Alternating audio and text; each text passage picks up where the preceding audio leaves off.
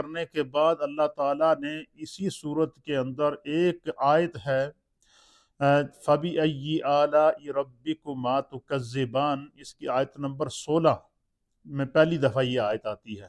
اس سے پہلے 16 آیات گزری ہیں، 15 آیات گزری ہیں، اور 16ویں آیت ہے فَبِأَيِّ آلَاءِ رَبِّكُمَا تُكَذِّبَانِ۔ پھر اس کے بعد اللہ تعالیٰ نے جو ہے وہ مختلف آیات نازل فرمائی۔ پھر ایک آیت نازل فرمائی رب المشرقین و رب المغربین، پھر فرمایا فَبِأَيِّ آلَاءِ رَبِّكُمَا تُكَذِّبَانِ۔ پھر آگے آیت آتی ہے مرج البحرین یلتقیان، پھر فرمایا فَبِأَيِّ آلَاءِ رَبِّكُمَا تُكَذِّبَانِ۔ پھر اسی طریقے سے اللہ تعالیٰ نے جو ہے وہ ہر ایک دو آیات کے بعد فَبِأَيِّ آلَاءِ رَبِّكُمَا تُكَذِّبَانِ، تو یہ جو آیت ہے فَبِأَيِّ آلَاءِ رَبِّكُمَا تُكَذِّبَانِ، اس آیت کو اللہ تعالیٰ نے سورۃ الرحمن میں 31 مرتبہ نازل فرمایا، 31 ٹائم۔ کتنے مرتبہ؟ آگے میں اس کی حکمت آپ کو بتاؤں گا کہ بار بار اللہ تعالیٰ نے یہ کیوں جو ہے وہ اس آیت کو فرمایا۔ اس کی وجہ یہ ہے کہ جس چیز کی اہمیت زیادہ ہو تو اس کو بار بار دہرایا جاتا ہے تاکہ بندہ ناشکرانہ ہو جائے، اس کو ہمیشہ یاد رکھے۔ اسی طریقے سے قرآن پاک کے اندر اللہ تعالیٰ نے 114 صورتیں نازل فرمائی ہیں۔ کتنی؟ کل قرآن پاک کی جو صورتیں ہیں ان کی تعداد کتنی ہے؟ 100۔ ان 114 صورتوں میں سورہ فاتحہ وہ عظیم صورت ہے کہ جس کو ہر نماز کی ہر رکعت میں پڑھنا ضروری قرار دے دیا گیا۔ اس سے آپ اس کی اہمیت کا اندازہ لگا سکتے ہیں کہ اس کی کتنی بڑی اہمیت ہے، کتنا بڑا اجر و ثواب ہے۔ اسی وجہ سے سورہ فاتحہ کے اللہ تعالیٰ نے بے شمار نام بتائے ہیں کہ یہ سورۃ الواقعہ بھی ہے، یہ ام الکتاب بھی ہے، یہ سورہ فاتحہ جو ہے سورۃ الشفاء بھی ہے، جو ہے وہ یہ ام القرآن بھی ہے۔ تو اس کا مختلف قسم کے جو ہے وہ نام، 8 سے زائد نام سورہ فاتحہ کے بتائے گئے ہیں، یا 7 سے زائد نام بتائے گئے ہیں۔ تو علماء اور محدثین اور مفسرین نے لکھا ہے کہ کسی بھی سورت کے 1 سے زائد نام ہونا یہ اس کی عظمت پر دلالت کرتی ہے، اس کے مرتبے پر دلالت کرتی ہے، اس کے مقام پر دلالت کرتی ہے۔ بعین ہی اسی طریقے سے اس سورت کے اندر 31 مرتبہ فَبِأَيِّ آلَاءِ رَبِّكُمَا تُكَذِّبَانِ اللہ تعالیٰ دنیا کی اور آخرت کی جو خدا نے نبی پاک کی امت کے لیے اور انسانیت کے لیے اور کم و بیش 1.25 لاکھ انبیاء اور ان کے نبیوں اور ان کی امتوں کے لیے، اور آخری نبی حضرت محمد مصطفیٰ صلی اللہ تعالیٰ علیہ وآلہ وسلم اور آپ کی امت کے لیے اللہ تعالیٰ نے دنیا میں اور آخرت میں جو نعمتیں پیدا کی ہیں، جو انعامات پیدا کیے ہیں، جو اکرامات پیدا کیے ہیں، جو عطائیں پیدا کی ہیں، ان سب کو اللہ تعالیٰ نے اس سورۃ الرحمن کے اندر بیان فرمایا۔ اللہ اکبر۔ اور سب سے بڑی بات یہ کہ سورۃ الرحمن کا جو آغاز ہوتا ہے اس میں اللہ تعالیٰ نے اپنی شان رحمانیت سے کیا ہے، اور اس سورت کے آغاز میں ہی اللہ تعالیٰ نے نبی علیہ الصلوۃ والسلام کے مقام اور مرتبے کو بیان فرمایا۔ مثلا اللہ فرماتا ہے الرحمن علم القرآن، فرمایا کہ رحمان وہ ہے کہ جس نے اپنے رسول مکرم کو خود قرآن کی تعلیم ارشاد فرمائی۔ اب یہاں پر اللہ تعالیٰ نے مقام مصطفیٰ، عظمت مصطفیٰ، رفعت مصطفیٰ کو بیان فرمایا کہ حضور علیہ الصلوۃ والسلام کو یہ یاد رکھیں کہ تمام مفسرین کا اس پر اتفاق ہے، اور تمام مفسرین نے اس کو لکھا ہے کہ دنیا میں نبی علیہ الصلوۃ والسلام کا کوئی استاد نہیں ہے۔ دنیا میں حضور علیہ الصلوۃ والسلام نے کسی سے پڑھا نہیں ہے۔ اس کی وجہ کیا ہے؟ اس میں اللہ تعالیٰ کی حکمت کیا ہے؟ اس میں اللہ تعالیٰ کی حکمت یہ ہے کہ اللہ تعالیٰ نے چونکہ اپنے محبوب پر دین کو مکمل کرنا تھا، اللہ فرماتا ہے کہ الیوم اکملت لکم دینکم واتممت علیکم نعمتی ورضیت لکم الاسلام دینا، کہ محبوب آج کے دن اللہ تعالیٰ نے آپ کی ذات پر دین کو مکمل کر دیا، اسلام کو جو ہے وہ دین اسلام ہونے پر اللہ تعالیٰ آپ پر راضی ہو گیا۔ وَأَتْمَمْتُ عَلَيْكُمْ نِعْمَتِي، اور اللہ تعالیٰ نے دنیا اور آخرت کی جتنی نعمتیں پیدا کی ہیں اللہ فرماتا ہے محبوب آپ کے وجود پر وَأَتْمَمْتُ، اللہ نے ان کو تمام کر دیا، مکمل کر دیا۔ اب اس سے پتہ چلا کہ ساتوں زمینوں اور ساتوں آسمانوں اور دنیا اور آخرت کے اندر جو اللہ تعالیٰ نے انعامات پیدا کیے ہیں، اکرامات پیدا کیے ہیں، عطائیں پیدا کیے ہیں، چاہے وہ فرشتوں کے لیے ہوں، جنوں کے لیے ہوں، انسانوں کے لیے ہوں، حیوانات کے لیے ہوں، جمادات کے لیے ہوں، نباتات کے لیے ہوں، حشرات الارض کے لیے ہوں، سمندری مخلوق کے لیے ہو، جو ہے وہ خشکی کی مخلوق کے لیے ہو، حتیٰ کہ ہر وہ شے جس کے اوپر مخلوق کا اطلاق ہوتا ہے کہ یہ خدا کی مخلوق ہے، اور اس کو اللہ نے جو نعمت عطا فرمائی ہے، اس کا معنی یہ ہے کہ وَأَتْمَمْتُ عَلَيْكُمْ نعمتی کا معنی یہ ہے کہ جس کو جو کچھ بھی اللہ کی طرف سے خیر کی صورت میں، نعمت کی صورت میں، انعام کی صورت میں، کرم کی صورت میں، رحمت کی صورت میں اور فضل کی صورت میں ملا ہے، فرمایا یہ میرے مصطفیٰ کے وجود کا صدقہ ہے،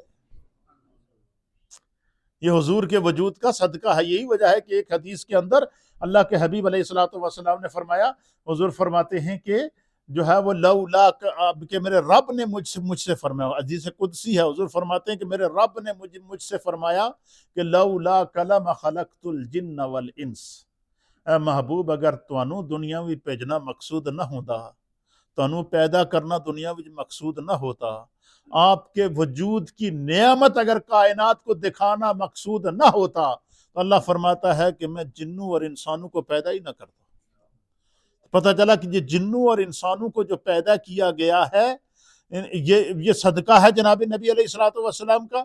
اور اس آیت کے اندر جو اللہ فرماتا ہے فَبِأَيِّ آلَاءِ رَبِّكُمَا تُكَذِّبَانِ، تو اس میں جو ہے وہ اللہ کی طرف سے یہ ارشاد ہوتا ہے کہ اے گروہ جن و انس، فَبِأَيِّ آلَاءِ رَبِّكُمَا تُكَذِّبَانِ کا معنی کیا ہے کہ اے گروہ جن و انس، تم اپنے رب کی کون سی نعمتوں کو جھٹلاؤ گے، یعنی کائنات میں جو ہم سانس لے رہے ہیں یہ بھی خدا کی نعمت ہے، اور نبی علیہ الصلوۃ والسلام کی حیثیت اس کائنات کے اندر وہ ہے جو انسان کے جسم کے اندر روح کی حیثیت ہوتی ہے، کہ ہمارے جسم میں روح موجود ہے تو زبان چل رہی ہے، روح موجود ہے تو ہاتھ حرکت کر رہا ہے، روح موجود ہے تو آنکھ جھپک رہی ہے، روح موجود ہے تو ہم اپنی مرضی سے کہیں آ جا رہے ہیں، اور جب روح نکل جائے تو آپ نے پتہ نہیں کہ انسان کا جسم بے جان ہوتا ہے، پھر اکھاں خود جوڑنیاں پینیاں، وہ آنکھ جڑے ایک سیکنڈ میں کئی دفعہ جھبکتی ہے، لیکن جب روح نکل جائے تو کھلی کی کھلی رہ جاتی ہے، پھر اس کو ہاتھوں کے ساتھ جوڑا جاتا ہے۔ وہ ہاتھ یہ دیکھیں یہ ابھی حرکت کر رہے ہیں، مرضی سے کبھی ادھر جا رہا ہے ہاتھ، کبھی ادھر ہاتھ جا رہا ہے، لیکن جب اس سے روح نکل گئی تو جو ہے اس کا ہاتھوں کو ہم جوڑتے ہیں، پاؤں کو جوڑتے ہیں، کیونکہ اب اس باڈی کے اندر روح نہیں ہے۔ بعین ہی مفسرین اور محدثین نے لکھا ہے کہ اس پوری کائنات کا جو سسٹم چل رہا ہے، پوری کائنات کی جو سانسیں چل رہی ہیں، چاہے وہ کوئی بھی مخلوق ہو، اس کا جو سسٹم اور جو سانسیں چل رہی ہیں، یہ صدقہ ہے جناب سید العالمین محمد الرسول اللہ صلی اللہ علیہ وسلم۔ کیوں کہ حضور علیہ الصلوۃ والسلام کی ذات اس کائنات کے اندر آپ کی حیثیت روح کی ہے، اور جس طرح روح ہوتی ہے تو جسم حرکت کرتا ہے، اس طرح حضور علیہ الصلوۃ والسلام کی حیثیت اس کائنات میں روح کی ہے۔ جب تک میرے مصطفیٰ اس دنیا کے اندر اپنی قبر انور کے اندر، اپنے مزار پر انوار کے اندر موجود ہیں، یہ سسٹم چلتا رہے گا، چلتا رہے گا، چلتا رہے گا، چلتا رہے گا، حتیٰ کہ قیامت آ جائے گی۔ نہ اس آپ کے بعد کسی اور نبی نے آنا ہے، نہ کسی اور دین نے آنا ہے، نہ کسی اور کتاب نے آنا ہے، قیامت تک یہی وہ دستور ہے جو میرے مصطفیٰ کو اللہ نے عطا فرمایا۔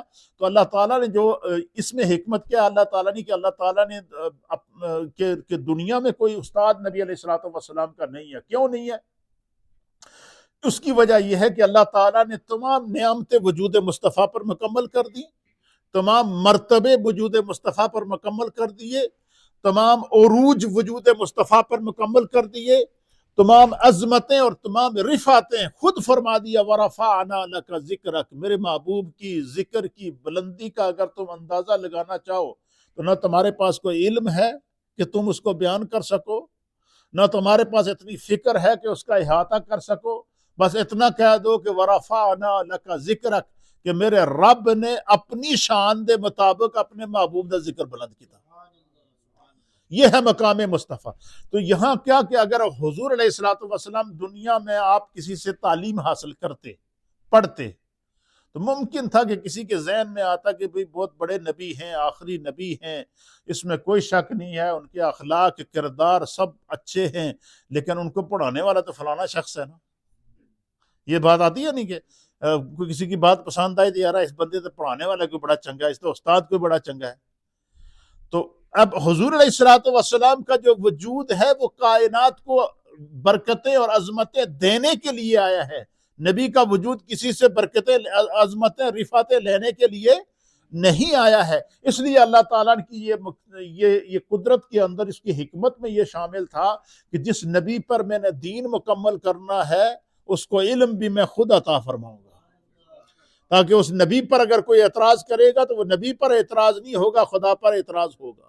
بعین ہی اسی طریقے سے جس طرح نبی علیہ الصلوۃ والسلام کا علم جو ہے وہ اللہ تعالیٰ کے علم کے بعد کائنات میں کسی کے پاس اتنا بڑا علم نہیں ہے جو اللہ نے اپنے محبوب کو عطا فرمایا۔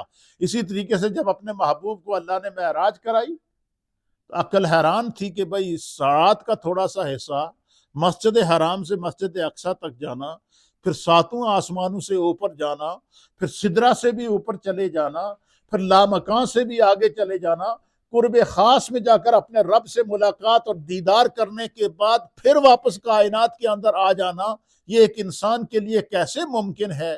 تو اللہ تعالیٰ نے جب نبی علیہ السلام کی معراج کو بیان فرمایا تو خود فرمایا سبحان الذی اسریٰ بعبدہ، خبردار محبوب دی عظمت نو اپنے عقل دے پیمانے، عقل دے ترازو وچ نہ تولنا، اپنے علم اور اپنے عقل سے محبوب کی عظمت کا احاطہ نہ کرنا۔ کیوں؟ سبحان الذی اسریٰ بعبدہ، اتنی بڑی سیر کرانے والی وہ ذات ہے کہ جس نے جب ساتوں آسمانوں اور ساتوں زمینوں کو پیدا کیا تو فرمایا کن، ہو جا، فیکون۔ پس جس طرح رب نے چاہا اللہ تعالیٰ نے ساتوں زمینوں کو عدم سے وجود عطا فرما دیا۔ بعین ہی اسی طریقے سے فرما دیا کہ نبی علیہ الصلوۃ والسلام کی ذات وہ ہے کہ جس پر اللہ نے دین مکمل کیا، نبی کی ذات وہ ہے کہ جس پر اللہ نے نعمتیں مکمل کی، نبی کی ذات وہ ہے کہ جس کے اوپر اللہ تعالیٰ نے، جس کو خاتم النبیین اللہ نے بنا کر دنیا کے اندر بھیجا ہے۔ لہٰذا اس محبوب کی شان بھی عظیم ہے، اس کا علم بھی عظیم ہے، اس کا مرتبہ بھی عظیم ہے، اس کی ہر عظمت عظیم ہے۔ تو اس لیے فرما دیا کہ دنیا میں اگر کوئی نبی علیہ السلام کا استاد ہوتا تو ممکن ہے کوئی کہہ سکتا تھا کہ بھئی آپ تو بڑی فضیلت بیان کرتے ہیں لیکن تھوڑے نبی تا استاد تے فلانا سینا۔ اس واسطے اللہ تعالیٰ نے فرمایا الرحمن علم القرآن، رحمان وہ ہے کہ جس نے اپنے محبوب نو خود قرآن دا علم عطا فرمایا۔ یہ جو نبی علیہ الصلوۃ والسلام کے القابات میں سے حضور کا ایک لقب ہے نبی امی۔ کیا ہے یہ؟ ہم درود السلام پڑھتے ہیں، صلاۃ السلام پڑھتے ہیں تو ہم اس میں ایک درود پڑھتے ہیں صلی اللہ علی النبی الامی وصلی اللہ علیہ وآلہ وسلم صلاۃ و سلام علیک یا سیدی یا رسول اللہ۔ درود و سلام ہو اس نبی پر جو نبی امی ہے۔ نبی امی کا معنی کیا ہے؟ کہ جس کو اللہ کے سوا دنیا میں کسی نے نہ پڑھایا ہو۔ اب وہ لوگ جن کے عقلوں پہ پردے پڑے ہوئے ہیں، دل کے اوپر گستاخی رسول کا زنگ جمع ہوا ہے، انہوں نے معنی یہ کیا کہ نبی امی دا معنی ان پڑھ نبی، نعوذ باللہ، کہ ان پڑھ نبی، کہ کسی کو پڑھے نہیں ہے۔ اس میں کوئی شک نہیں ہے کہ حضور علیہ السلام کسی کے پاس پڑھے نہیں ہیں، لیکن اللہ فرماتا ہے کہ محبوب کو پڑھایا خود رب نے ہے۔ ان کی شان الرحمن علم القرآن، کہ رحمان وہ ہے کہ جس نے اپنے محبوب کو قرآن کی تعلیم دی۔ خلق الانسان، اور انسان کامل کے طور پر اللہ تعالیٰ نے آپ کو اور پوری انسانیت کو پیدا فرمایا۔ اللہ اکبر۔ فرمایا کہ وہ علمہ البیان، اور ان کو ہر چیز کے بیان کی تعلیم دی۔ دیکھیں اب اس صورت میں مسئلہ ہی حل ہو گیا۔ ایک تو یہ کہ اللہ فرماتا ہے کہ میں نے محبوب کو قرآن کا علم خود عطا فرمایا، خود تعلیم دی۔ دوسرا اللہ فرماتے وَعَلَّمَهُ الْبَيَانَ، اور ہر چیز کے بیان کی تعلیم بھی ہم نے محبوب کو عطا فرما دی۔ اس لیے حضور علیہ الصلوۃ والسلام بیٹھے زمین پر ہیں تو ساتوں آسمانوں کو دیکھ کر بیان کر رہے ہیں، بیٹھے کعبہ حتیم کے اندر ہیں، اور جب کفار اور مشرکین نے معراج کے وقت سوال کیا کہ ہمیں یہ تو پتہ ہے کہ آپ مسجد اقصیٰ نہیں گئے ہیں، تو آپ یہ بتائیں مسجد اقصیٰ کے دروازے کیسے ہیں، ان کی کھڑکیاں کیسی ہیں، اس کا محل وقوع کیسا ہے، اس کا نقشہ کیسا ہے، اس کے روشن دان کیسے ہیں؟ حضور فرماتے بس کفار نے سوال کیا، میں نے آنکھ اٹھائی، میرے رب نے پورے بیت المقدس کو، مسجد اقصیٰ کو میرے سامنے لا دیا، حرم شریف سے لے کر بیت المقدس تک سارے حجابات ہٹ گئے۔ حضور فرماتے ہیں وہ پوچھتے تھے مسجد اقصیٰ کے دروازے کتنے ہیں، میں دیکھ دیکھ کر بتاتا تھا۔ وہ پوچھتے تھے مسجد اقصیٰ کی کھڑکیاں کتنی ہیں، میں دیکھ دیکھ کے بتاتا تھا۔ وہ پوچھتے تھے مسجد اقصیٰ کا محل وقوع کیا ہے، میں دیکھ دیکھ کر بتاتا تھا۔ تو یہ اللہ تعالیٰ کے پیارے حبیب حضرت محمد مصطفیٰ صلی اللہ علیہ وسلم کی عظمت کو اللہ تعالیٰ نے سورۃ الرحمن کے اندر بیان فرمایا کہ اللہ تعالیٰ نے اپنے محبوب کو علم عطا فرمایا۔ تو اللہ تعالیٰ نے براہ راست حضور کو علم عطا فرما کر حضور کو کائنات میں سب سے بڑا عالم بنایا ہے۔ روئے زمین پر کم و پہ 1.25 لاکھ انبیاء کو جو علم ملا ہے یہ بھی مصطفیٰ کا صدقہ ہے۔ پوری کائنات میں جتنے عالم، اسکالر اور بڑے بڑے ریسرچر پیدا ہو رہے ہیں، ان سب کو علم مصطفیٰ کی اللہ نے خیرات عطا فرمائی ہے۔ اس لیے سورۃ الرحمن کی ابتدا کے اندر اللہ تعالیٰ نے نبی علیہ الصلوۃ والسلام کی عظمت کو بیان فرما کر مقام مصطفیٰ بتا دیا کہ حضور کائنات و ما فیہا کی، دنیا اور آخرت کی ہر شے کا علم جانتے ہیں، اور دنیا اور آخرت کی ہر شے میرے مصطفیٰ کی نگاہوں کے سامنے ہے۔ لوگ تو علم پڑھ کر بیان کرتے ہیں، لیکن میرے مصطفیٰ کے سامنے سے اللہ نے 7 زمینوں کے پردے ہٹائے ہوئے ہیں، 7 آسمانوں کے پردے ہٹائے ہوئے ہیں۔ لوگ علم کو پڑھ کے بیان کرتے ہیں، میرے مصطفیٰ جب بیان کرتے ہیں تو اللہ سارے مناظر آپ کے سامنے واشگاف کر دیتا ہے، آپ دیکھ کر بیان کرتے ہیں، آپ مشاہدہ کر کے بیان کرتے ہیں۔ یہ ہے مقام مصطفیٰ، عظمت مصطفیٰ، رفعت مصطفیٰ اور علم مصطفیٰ۔ پھر اللہ تعالیٰ اپنی شان کو بیان کرتے ہوئے فرماتا الشمس والقمر بحسبان۔ اللہ فرماتا ہے کہ اللہ کی قدرت پر تم نے کبھی غور کیا ہے؟ فرمایا کہ سورج اور چاند ایک حساب کے تحت چل رہے ہیں۔ آپ نے کبھی نہیں سنا ہوگا کہ دن کو چاند طلوع ہوا ہے، یا کبھی نہیں سنا ہوگا کہ رات کو سورج طلوع ہوا ہے، نہ، وہ اپنے وقت پر طلوع ہوگا، اپنے وقت پر غروب ہوگا۔ چاند اپنے وقت پر طلوع ہوگا، اپنے وقت پر غروب ہوگا۔ کیوں؟ چاند اور سورج کی عبادت یہی ہے کہ یہ خدا کی، اللہ نے اس کی ڈیوٹی لگائی ہے، وہ اس کے پابند ہیں، وہ ایک حساب کے تحت اللہ تعالیٰ کے حکم کے پابند ہیں۔ پھر اللہ فرماتا ہے صرف چاند اور سورج کی بات نہیں ہے، اللہ اس صورت کے اندر سب سے پہلے اپنی قدرت کی نشانیاں بتا رہا ہے۔ پھر اللہ تعالیٰ نے جو مومنین کو انعامات دیے ہیں وہ سورہ رحمان کے اندر بیان فرمائے، اور اپنی قدرت کی نشانیاں کیا بیان فرمائی؟ کہ کائنات کی ہر شے اپنے رب کے تابع ہے۔ سورج ہے وہ بھی اللہ کے تابع، چاند ہے وہ بھی اللہ کے تابع، ایک حساب کے تحت چل رہا ہے۔ وَالنَّجْمُ وَالشَّجَرُ يَسْجُدَانِ۔ اللہ، اس میں بہت بڑا پیغام ہے اس آیت کے اندر۔ فرمایا کہ زمین پر پھیلی ہوئی بیلیں اور اپنے تنے پر کھڑے ہوئے درخت، یعنی جو اللہ تعالیٰ نے بیلیں پیدا کی ہیں زمین کے اوپر، یہ جو بیلیں پھیلی ہیں جس کے ساتھ یہ خربوزہ وغیرہ یا کھکڑی وغیرہ یا اس طرح کی وہ چیزیں جو بیل کے ساتھ لگتی ہیں، اور کچھ کھڑے درخت ہوتے ہیں۔ فرمایا کہ جو بھی زمین کے اوپر پھیلی ہوئی بیلیں ہوں یا کھڑے درخت ہوں، اللہ فرماتا ہے وہ ہر ایک اپنے رب کی بارگاہ میں سجدہ ریز ہوتے ہیں۔ اس میں ہمیں سوچنا چاہیے کہ ہم تو انسان ہیں، ہم تو اشرف المخلوقات ہیں، ہمیں تو اللہ تعالیٰ نے خیر الامم، محبوب کی امت کے اندر پیدا فرمایا ہے۔ کہیں ایسا نہ ہو کہ ہم سجدہ کرنے والوں، سجدہ شیطان نے نہیں کیا تو قیامت تک کے لیے راندہ درگاہ ہو گیا، اور ہمیں نماز کا وقت ہوتا ہے، اللہ کی بارگاہ میں سجدے کا وقت ہوتا ہے تو پرواہ نہیں ہوتی۔ اللہ فرماتا ہے کہ انسان تو سجدہ کرتے ہوئے مستیاں کرتا ہے، تمہیں پتہ ہے کہ یہ جو سورج ہے، چاند ہیں، یہ جو ستارے ہیں، یہ جو زمین پر پھیلی ہوئی بیلیں ہیں، یہ جو درخت ہیں، یہ جو پہاڑ ہیں، یہ جو دریا ہیں، یہ جو سمندر ہیں، فرمایا یہ سارے کے سارے اپنے رب کو سجدہ کرتے ہیں۔ اور ایک روایت کے مطابق یہ جو لیلۃ القدر ہوتی ہے، لیلۃ القدر کو ایک لمحہ ایسا آتا ہے کہ کائنات کی ہر شے، چاہے وہ درخت ہوں، پتھر ہوں، پھل ہوں، پودے ہوں، گھاس ہوں، ہری گھاس ہو، خشک گھاس ہو، جو کچھ بھی ہے، فرمایا اس لیلۃ القدر کو ایک لمحہ ایسا آتا ہے کہ ہر چیز اللہ کی بارگاہ میں سجدہ ریز ہو جاتی ہے۔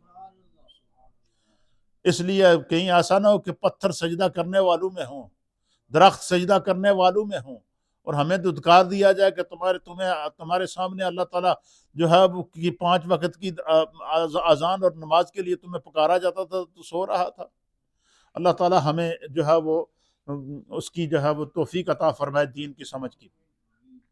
فرمایا وَالسَّمَاءَ رَفَعَهَا وَوَضَعَ الْمِيزَانَ، اللہ فرماتا ہے آسمان کو بلند بنایا اللہ نے، اور عدل کے لیے اللہ نے میزان ترازو بنایا ہے۔ یاد رکھو دنیا میں جو بھی کام کرو گے نیکی کی صورت میں یا گناہ کی صورت میں، تمہارے اعمال کا وزن ہونا ہے، تمہیں اس ترازو سے گزرنا پڑے گا۔ اس لیے فرمایا کہ جو ہے وہ ہمیشہ اپنے آپ کو تیار رکھو۔ پھر آگے فرمایا اللہ تطغوا فی المیزان، تاکہ تم تولنے میں بے انصافی نہ کرو۔ فرمایا اللہ تعالیٰ نے ترازو پیدا کیا ہے، تو دنیا میں جب کوئی کاروبار کرتا ہے تو زیادہ تر لوگ ترکڑی بھی ڈنڈی مار دیں، کانٹے دی تول بھی ڈنڈی مار دیں۔ فرمایا یہ حضرت نبی علیہ السلام کم و بیش 1.25 لاکھ انبیاء میں ایک نبی تھے جن کا نام تھا حضرت شعیب علیہ السلام۔ کیا نام تھا ان کا؟ یہ حضرت شعیب علیہ السلام جو تھے یہ حضرت موسیٰ علیہ السلام کے سسر تھے۔ کیا تھے؟ موسیٰ علیہ السلام کے سسر تھے۔ شعیب علیہ السلام کی قوم پر اللہ تعالیٰ نے جو عذاب نازل کیا وہ پتہ ہے کس وجہ سے نازل کیا؟ وہ ناپ تول میں کمی کرتے تھے۔ وہ جب سامان بیچتے تھے یا جب سامان خریدتے تھے تو پتھر ہلکا کر دیتے تھے، اور سامان بیچتے تھے تو پتھر بھاری کر دیتے تھے۔ اللہ نے اس پوری قوم پر عذاب نازل کیا ہے صرف ناپ تول میں کمی کرنے کی بنا پر۔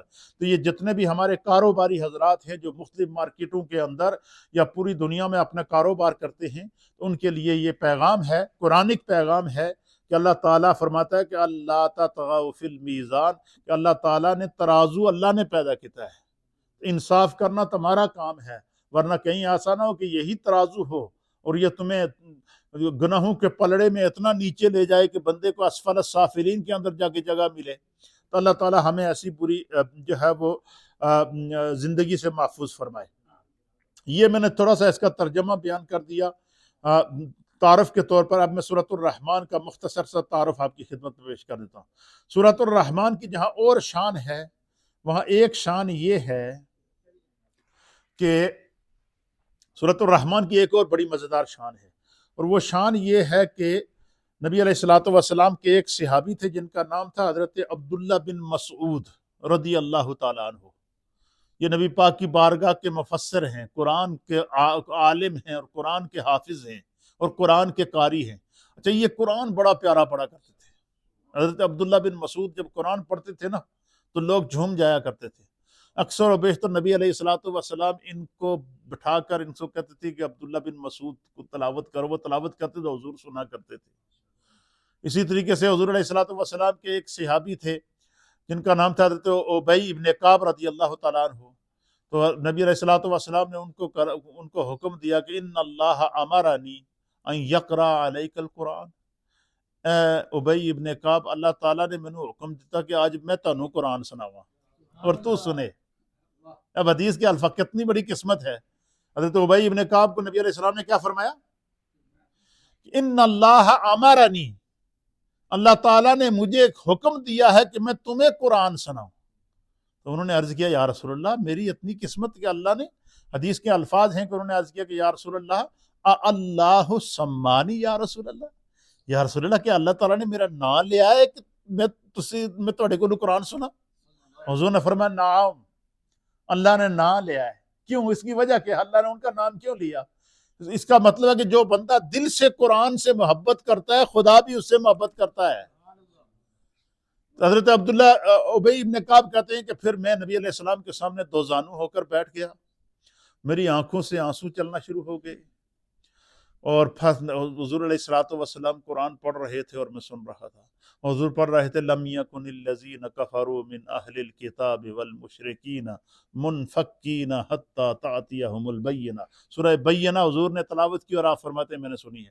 اسی طریقے سے جب نبی علیہ الصلوۃ والسلام نے اعلان نبوت فرمایا تو آپ پر قرآن نازل ہونا شروع ہوا، تو قرآن آپ صحابہ اکرام کی مجلس میں سناتے تھے، تو ایک وقت ایسا آیا کہ نبی علیہ الصلوۃ والسلام نے چاہا کہ یہ قرآن کعبے کے سین میں کھڑا ہو کر میرا کوئی صحابی بلند آواز سے تلاوت کرے نا تو مجھے سکون ملے. تو حدیث کے الفاظ حضرت عروہ بن زبیر کہتے ہیں کہ نبی علیہ الصلوۃ والسلام کے بعد جس شخص نے سب سے پہلے بلند آواز سے کعبے کے سین کے اندر قرآن پڑھا ہے ان کا نام تھا حضرت عبداللہ بن مسعود رضی اللہ تعالیٰ عنہ. حضرت عبداللہ بن مسعود کہتے ہیں کہ حضور کی خواہش تھی کہ میں کعبے کے اندر اتنی اونچی آواز میں قرآن پڑھ لوں ایک دفعہ کہ سارے مشرکین مکہ سن لیں. اچھا وہاں پر سار سرداران قریش خانہ کعبہ کے اندر بیٹھے ہوئے تھے, وہ اس وقت کی خانہ کعبہ کی کمیٹی سی, وہ سارے بیٹھے سن کعبے کے اندر بیٹھے ہوئے تھے. حضرت عبداللہ بن مسعود آئے کہ رسول اللہ چاہتے ہیں کہ میں بلند آواز سے قرآن پڑھوں. آپ نے کہا میں جاؤں گا. تو لوگوں نے ان سے کہا جی کہ اب میں پہلے آپ کو حدیث سنا دیتا ہوں پھر اس پر گفتگو کرتا ہوں کہ جس شخص نے سب سے پہلے بلند آواز سے خانہ کعبہ میں اندر قرآن پڑھا وہ حضرت عبداللہ بن مسعود ہیں, کیونکہ ایک دن صحابہ نے کہا کہ قریش نے آج تک کسی سے بلند آواز سے قرآن نہیں سنا. جس طرح وہ مشرکین مکہ ایک جگہ بیٹھے ہوئے تھے نا اکٹھے خانہ کعبہ کے اندر ہی, مسجد حرام کے اندر ہی ایک جگہ بیٹھے ہوئے تھے, تو اسی طریقے سے صحابہ بھی ایک جگہ بیٹھے ہوئے تھے سارے. صحابہ نے آپس میں مشورہ کیا کہ یار کوئی ایسا خوش قسمت ہو نا جس طرح نبی علیہ السلام قرآن پڑھتے ہیں ایسے کوئی ایک ساتھی سڑے ہوئے اٹھے نا جا کے کعبے دے سامنے کھڑا ہو کے اچھی آواز نال قرآن پڑھے تاکہ نہ کافراں نوں بھی پتہ چلے کہ قرآن ہے کی چیز. اچھا یہ آپس میں صحابہ اکرام کی کیا ہوئی ہے, میٹنگ ہوئی ہے, بحث ہوئی ہے. تو وہاں حضرت عبداللہ بن مسعود بیٹھے ہوئے تھے, آپ کھڑے ہو گئے, آپ نے کہا میں پڑھاں گا. کیا فرمایا آپ نے کہ میں پڑھوں گا. تو کہتے ہیں کہ جب آپ نے کہا کہ میں پڑھوں گا تو حضرت عبداللہ بن مسعود نے کہا کہ میں جناب پڑھوں گا. تو صحابہ اکرام نے کہا کہ ہمیں تمہارے متعلق خطرہ ہے, ہم چاہتے ہیں کہ کوئی ایسا شخص قرآن وہاں پر کھڑا ہو کے سنائے جس کے پاس جو اندر بیٹھے ہوئے مشرکین مکہ ہیں ان کی شر سے بچنے کا کوئی طریقہ کار ہو. مطلب کیا کہ کوئی ایسا بندہ ہو جس کا روب بھی ہو, تعلقات بھی ہوں, اور مشرکین مکہ اگر اس کو دیکھیں تو پیچھے ہٹ جائیں اور کہیں کہ مثلا حضرت فاروق اعظم کو آپ لے لیں. جس وقت آپ نے ہجرت کی نا نبی علیہ الصلوۃ والسلام نے تو اللہ کے حکم سے جو ہے وہ خاموشی سے صبح صبح ہجرت کی. اسی طریقے سے صحابہ اکرام خاموشی سے جانا شروع ہو گئے. حضرت فاروق اعظم نے ہجرت کا ٹائم آیا, آپ اٹھے, تیار ہوئے, تلوار نکالی, ادھر لٹکائی, کمان سے نکالی, خانہ کعبہ کا طواف کیا. طواف کرنے کے بعد وہاں سارے مشرکین مکہ جمع تھے, ان کو مخاطب کر کے کہا, آپ نے فرمایا میں اللہ کے دین کی خاطر ہجرت کرنے کے لیے رسول اللہ سے ملنے جا رہا ہوں. اگر تم میں سے کسی نے اپنے بچوں کو یتیم کرنا ہے تو آ کر میرا راستہ روکو. اگر تم نے اپنی بیویوں کو بیوہ کرنا ہے تو عمر کا راستہ روکو, نہیں تو عمر ڈنکے کی چوٹ میں اعلان کر کے جا رہا ہے کہ مجھے اگر کسی کی ہمت ہے تو روکے. سارے کے سارے کفار مکہ وہاں بیٹھے ہوئے تھے. حضرت عمر کی آواز کے اندر اتنا جلال تھا کہ کسی کی اتنی ہمت نہیں اٹھ کے حضرت عمر کو روکے. اسی طریقے سے صحابہ اکرام کہنے لگے کہ یار کوئی ایسا کھڑا ہو نا, یہ ہر روز اتنے بیٹھے جناب سر جوڑ کے بیٹھے رہتے خانہ کعبہ کے سامنے, کوئی ایسا ساتھی ساڈا کھڑا ہوئے نا جڑا انہوں نے سامنے کھڑا ہو کے اچھی آواز نال قرآن پڑھے نا تاکہ ان کو پتہ چلے کہ قرآن کیا ہے.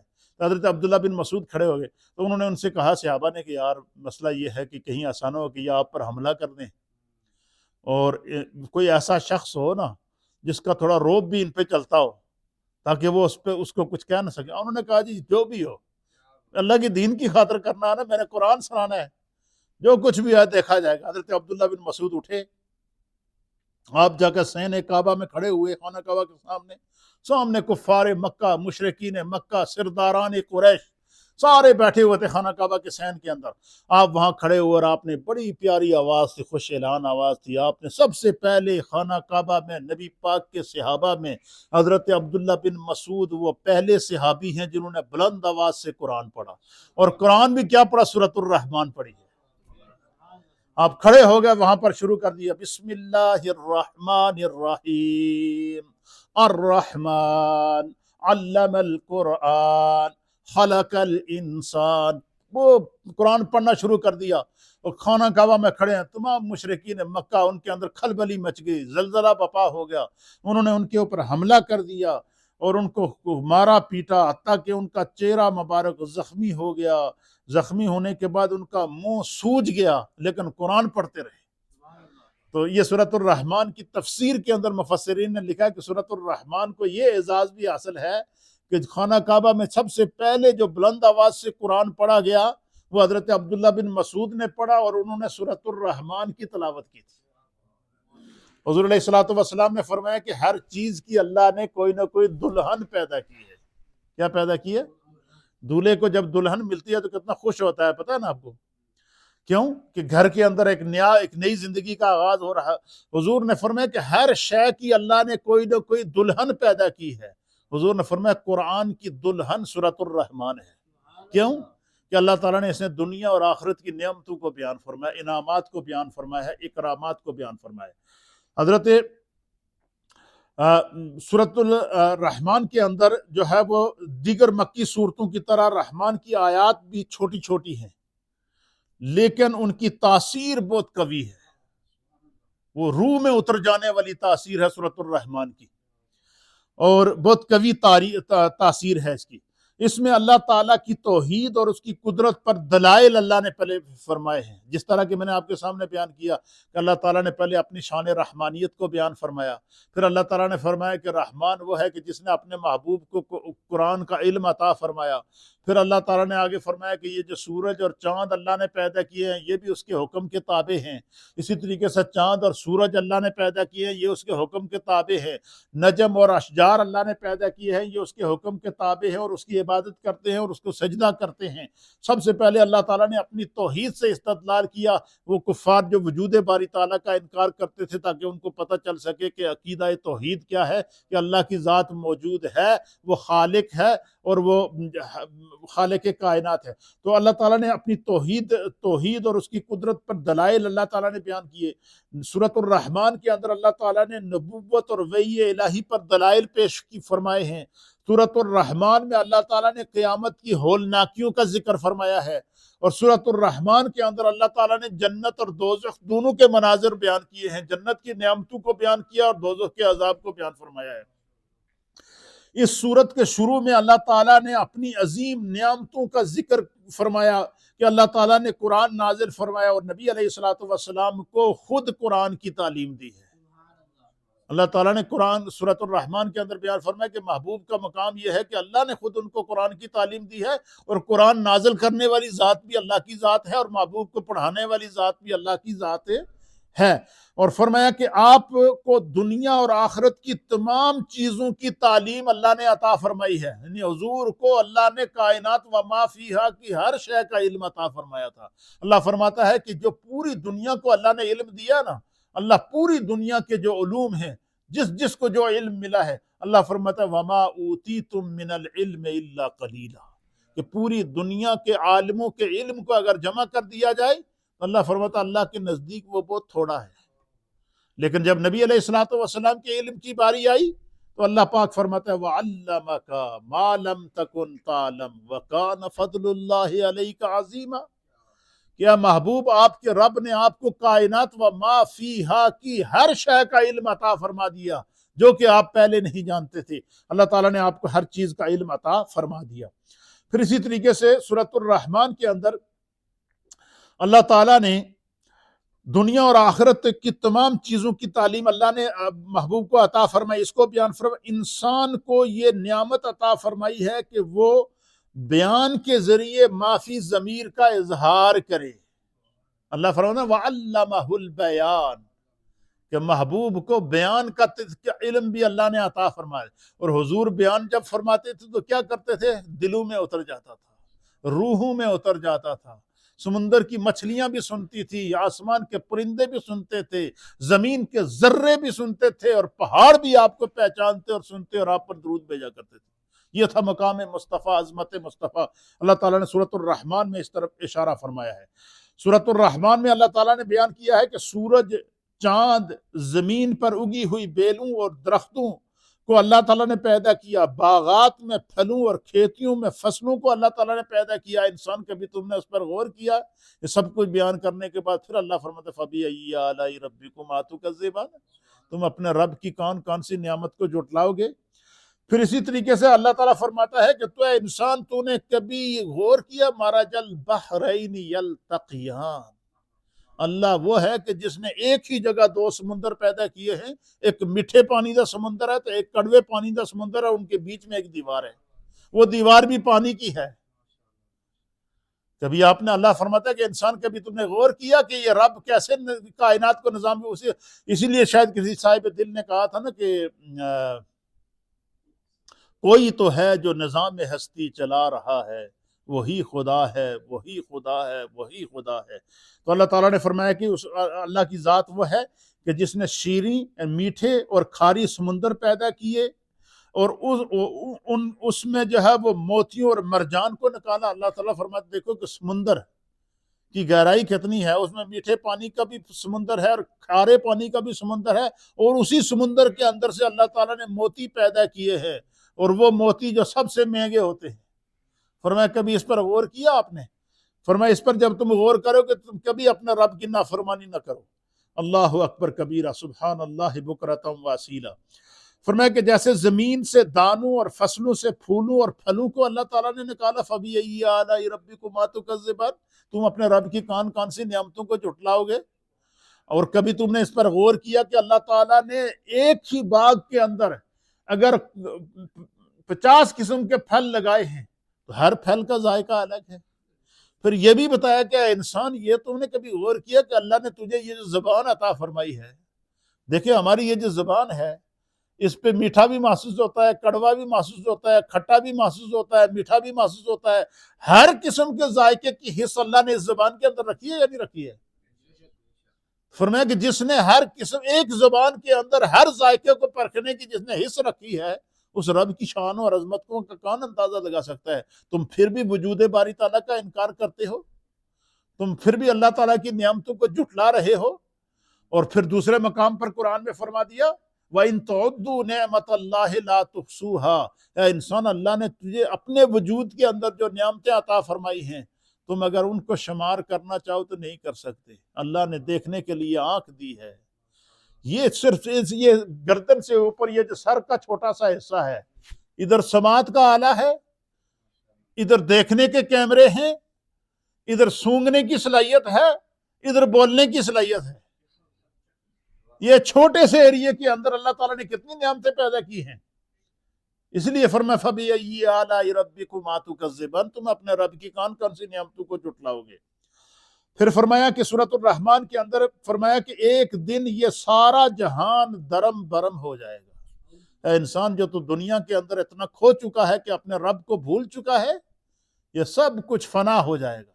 کیا ہو جائے گا؟ فنا ہو جائے گا، سب کچھ فنا ہو جائے گا۔ فرمایا کہ سب کچھ جو ہے وہ ایک دن درم برم ہو جائے گا، فنا ہو جائے گا، اور صرف اللہ کی ذات کے سوائے باقی کوئی نہیں رہے گا۔ اس رب کا تو انکار کر رہا ہے۔ پھر آگے تو فرمایا کہ اللہ کی ذات کے بغیر باقی کوئی نہیں رہے گا۔ پھر فرمایا کہ ان کے علاوہ دنیا اور آخرت کی بہت ساری نعمتوں کا اللہ تعالیٰ نے اس سورۃ الرحمن کے اندر ذکر کر کے پھر فرمایا کہ فَبِأَيِّ آلَاءِ رَبِّكُمَا تُكَذِّبَانِ۔ یہ سورۃ الرحمن کا مختصر سا تعارف ہے۔ باقی آگے اگر ہم سورۃ الرحمن کو تلاوت کریں تو اس کی ہر آیت کی آگے ایک تفسیر ہے، ہر آیت کی کہ یہ اس کے بارے میں اللہ نے کیوں فرمایا، اس کے اندر کون سی نعمتیں ہیں، اس نعمت کا خدا میں کیوں ذکر فرمایا، اس میں اللہ کی کیا حکمت ہے۔ اسی لیے جو ہے وہ یعنی یہ سمجھ لیں کہ اللہ تعالیٰ نے دنیا اور آخرت کی ساری نعمتوں کو بیان کیا قرآن کی سورۃ الرحمن کے اندر۔ یہ سورۃ الرحمن کا مختصر سا تعارف تھا۔ اللہ تعالیٰ اپنی بارگاہ میں قبول و منظور فرمائے۔ یہ آج کی منزل تھی تو میں نے کہا تھوڑا سا آپ کو سننے میں ذوق پیدا ہوگا، اللہ تعالیٰ قبول و منظور فرمائے۔ ابھی تھوڑا سا وقفہ کریں۔